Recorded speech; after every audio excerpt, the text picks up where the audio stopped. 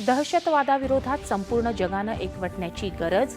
दहशतवादाविरोधात दुटप्पीपणा मान्य नाही. शांघाय सहकार्य परिषदेच्या पूर्ण सत्रात पंतप्रधानांनी मांडली भूमिका. शांघाय सहकार्य संघटनेच्या संयुक्त जाहीरनाम्यात पहलगाम हल्ल्याचा निषेध. भारताच्या एक पृथ्वी एक कुटुंब एक भविष्य या संकल्पनेचं उमटलं प्रतिबिंब. प्रत्येक देशाचं सार्वभौमत्व आणि प्रादेशिक अखंडतेचा सन्मान व्हायला हवा, तसंच संयुक्त राष्ट्रांमध्ये सुधारणेसाठीही प्रयत्न होण्याची गरज पंतप्रधानांनी केली व्यक्त. पंतप्रधान मोदी आणि व्लादिमीर पुतिन यांच्या शिष्टमंडळस्तरीय चर्चा.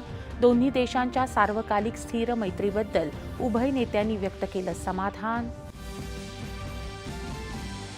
जपान आणि चीनचा यशस्वी दौरा आटपून पंतप्रधान मायदेशी रवाना. दोन्ही देशांमधल्या बैठका अत्यंत फलदायी झाल्याचं पंतप्रधानांचं प्रतिपादन. मुख्यमंत्र्यांच्या अधिकृत निवासस्थानी मराठा आरक्षणासंदर्भात बैठक. दोन्ही उपमुख्यमंत्र्यांचीही हजेरी. मराठा आंदोलनादरम्यान अटीशर्तींचं पालन होत नसल्याबद्दल उच्च न्यायालयानं व्यक्त केली नाराजी. आंदोलकांना आवरण्याचे दिले निर्देश.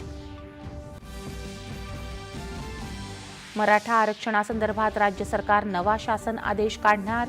गाव पातळीवर तपासणी आणि प्रतिज्ञापत्र देण्याचा प्रस्तावही विचाराधीन. राधाकृष्ण विखे पाटील.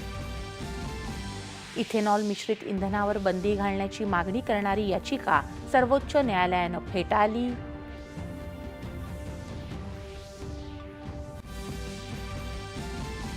राज्यभर घरोघरी ज्येष्ठा कनिष्ठा गौरींचं उत्साहात आगमन.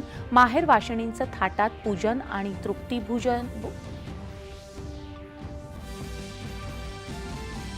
आणि अफगाणिस्तानच्या कुनार प्रांतात झालेल्या भूकंपामुळे किमान 800 जण मृत्युमुखी, अनेक जखमी. उत्तर भारतातही जाणवले भूकंपाचे हादरे.